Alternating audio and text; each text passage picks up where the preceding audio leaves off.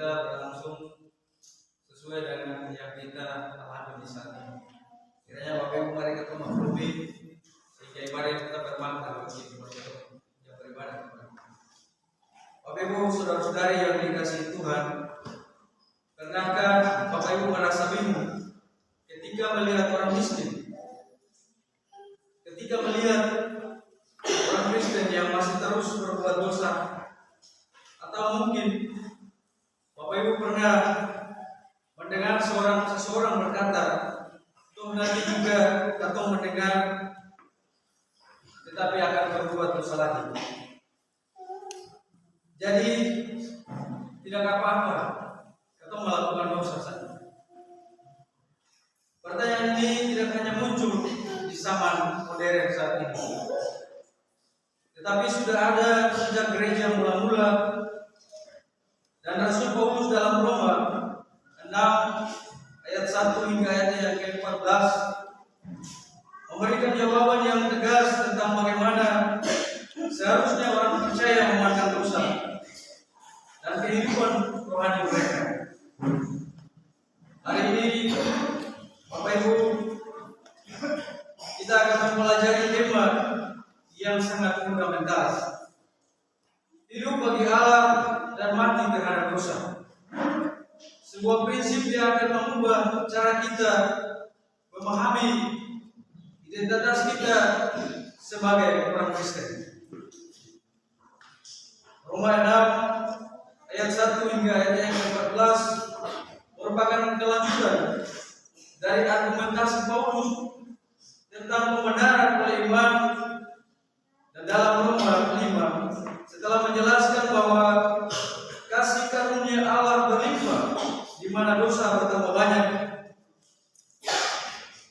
dan Paulus mengantisipasi kebenaran yang mungkin muncul jika kasih karunia bertambah besar karena dosa. Mengapa kita tidak terus berbuat dosa? Bapak Ibu yang dikasihi Tuhan, konteks gereja Roma saat itu adalah komunitas yang terdiri dari orang Yahudi dan non-Yahudi yang baru mengenal konsep kebebasan menurut Taurat.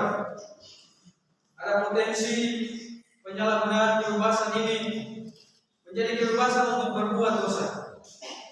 Paulus menulis surat ini dari Korintus sebelum perjalanannya ke Yerusalem. Struktur teks ini dapat dibagi menjadi 3 bagian utama.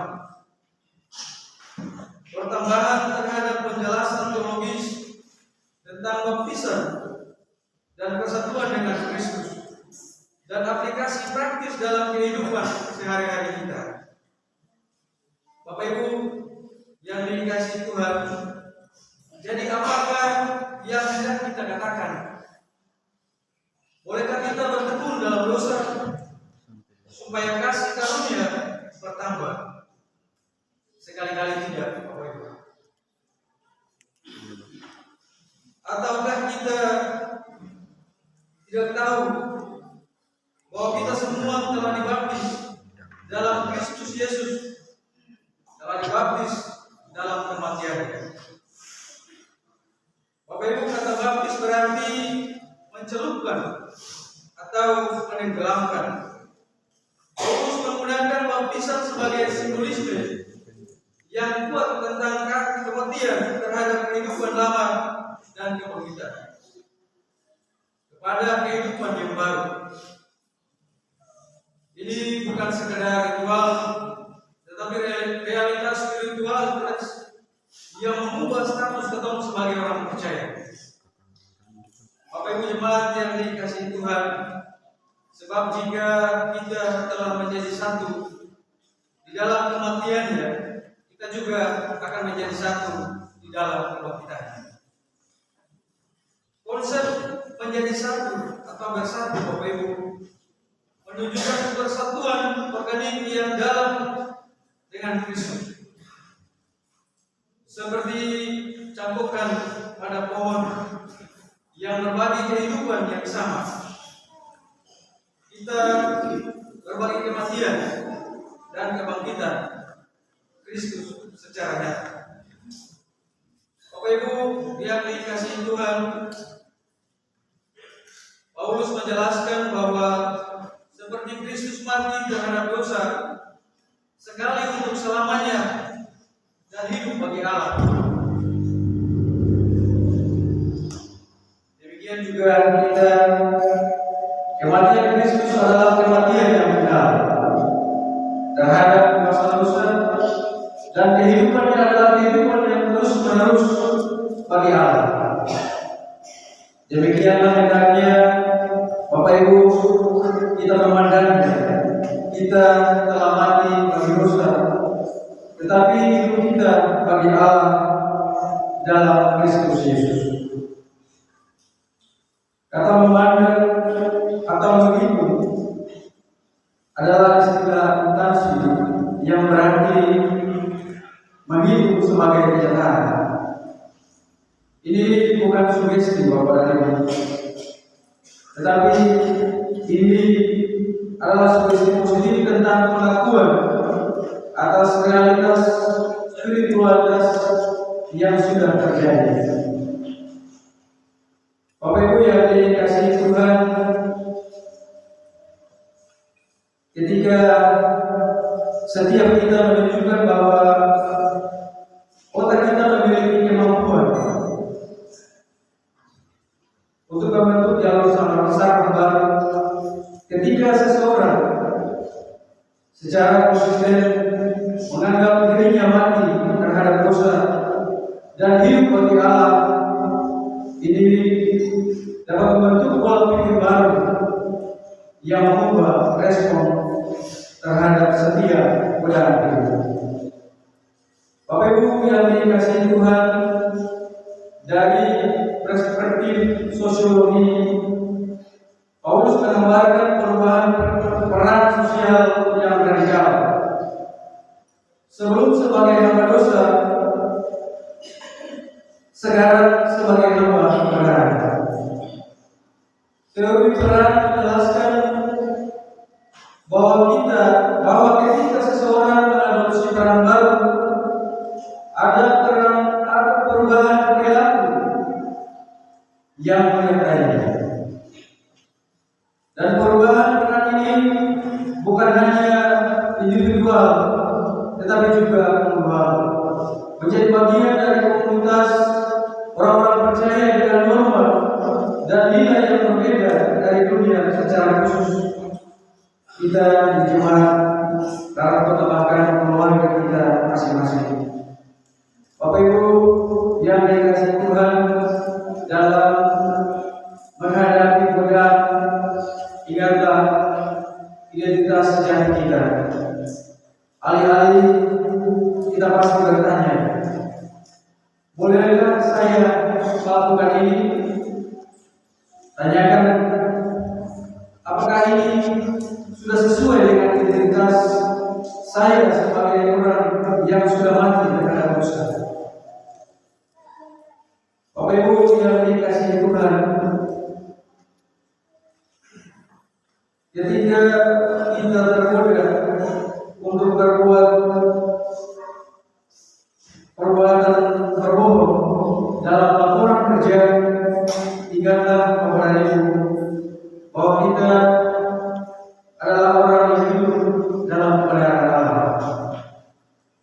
Jangan sekali-kali kita terus berbohong, karena kebohongan itu bertentangan dengan identitas baru kita. Bapak Ibu yang dikasihi Tuhan, prinsip mati terhadap hidup dan dosa, karena hidup itu adalah alat yang dapat diterapkan dalam mengatasi konflik rumah tangga, dan alih-alih kita akan membahas dan menjadi kisah dalam kehidupan kita sebagai umat Tuhan. Karena di dalam rumah tangga akan terjadi keretakan dengan tantangan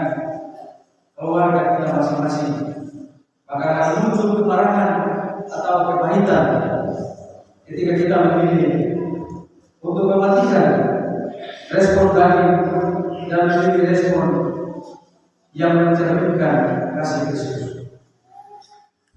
Bapak Ibu, cuma di tempat kerja kita bukan lagi hidup untuk kepentingan diri kita sendiri atau ambisi dunia semata, tetapi kemuliaan Allah nyata bagi kita.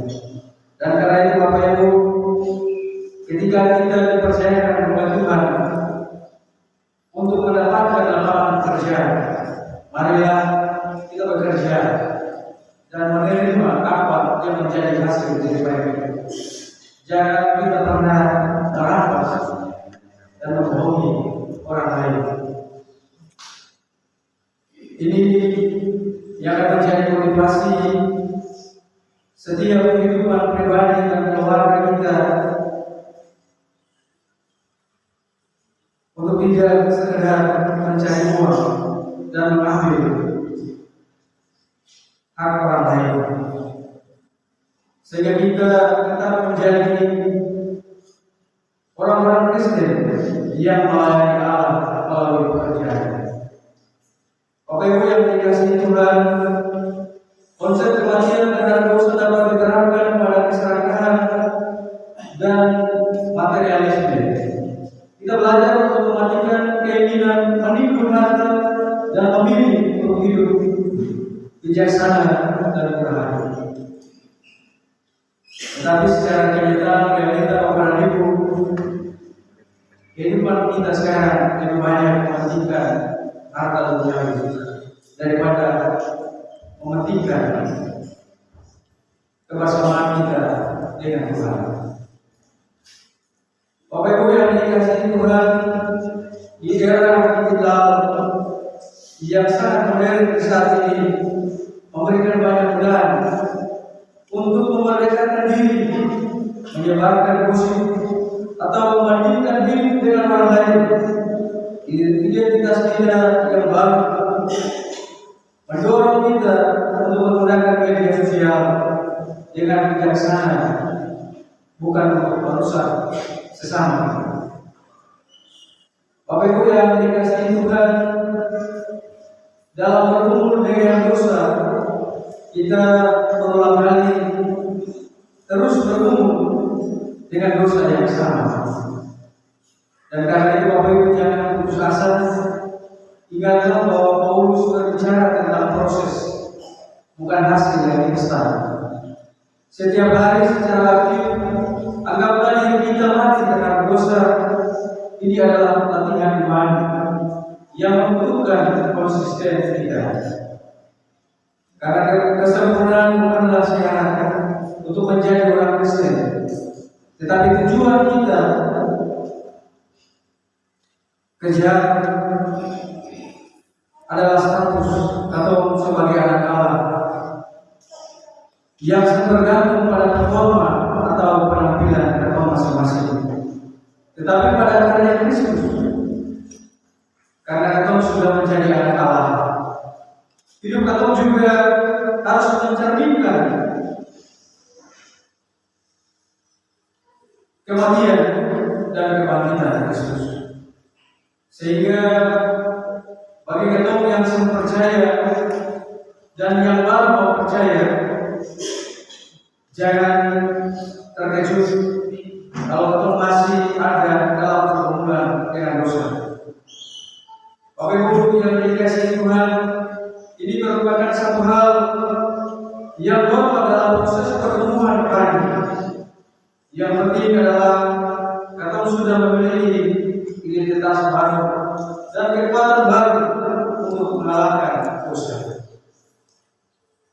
Ada cerita singkat Bapak dan Ibu yang menjadi inspirasi bagi kita semua yang beribadah di saat ini. Ada seorang anak muda berinisial UJ yang baru saja bertobat dan sangat bersemangat dengan identitas barunya. Suatu hari Bapak Ibu, istrinya melihat dirinya berdiri di depan cermin sambil berkata, "Kamu sudah mati terhadap dosa. Kamu sudah mati terhadap dosa." Istrinya bertanya, "Bapak Ibu, apa yang sedang kamu lakukan?" Dia menjawab, "Aku sedang memberitahu dosa-dosaku, bahwa mereka sudah tidak memiliki kuasa lagi atas diriku." Bapak Ibu, sang istri tersenyum dan berkata, "Kalau begitu coba beritahu juga pada kebiasaan burungmu yang tidak pernah memakai sendal dan sering meninggalkan kaos kaki kotor di mana-mana." Bapak Ibu, ternyata dari kisah cerita singkat ini, mati terhadap dosa juga termasuk dosa-dosa kecil, seperti tidak merapi ya. Kadang kita fokus pada dosa-dosa besar, tetapi kita tidak pernah memperhatikan kesalahan-kesalahan kecil yang pernah kita lakukan. Dan karena itu Bapak Ibu, kita sudah mati terhadap dosa dan hidup bagi Allah di dalam Kristus Yesus.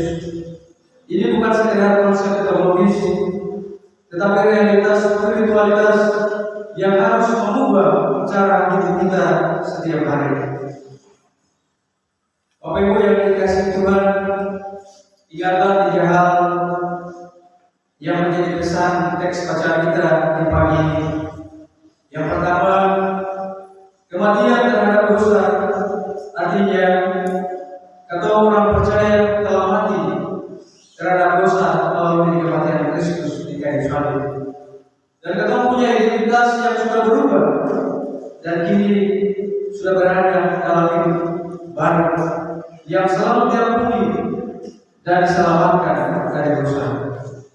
Kita bukan lagi hamba dosa, tetapi anak Allah yang hidup dalam kebenaran.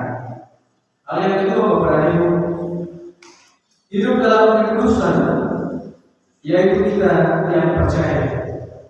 Kita dipanggil melalui tugas dan profesi yang berbeda-beda untuk selalu hidup dalam kekuasaan.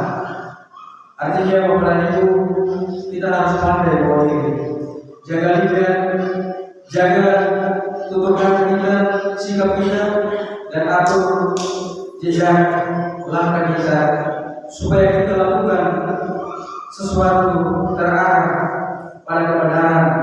Karena perubahan hidup ini membutuhkan partisipasi aktif dari kita semua. Setiap hari secara sadar, Bapak Ibu, anggaplah diri kita mati terhadap dosa dan hidup bagi Allah. Hal yang ketiga, Bapak dan Ibu, kehidupan baru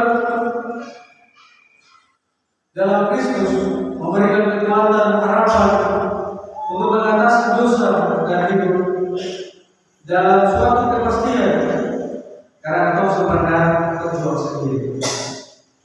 Roh Kudus yang sama yang membangkitkan Kristus dari kematian hidup di dalam kita semua dan memberikan kekuatan untuk hidup dalam kemenangan.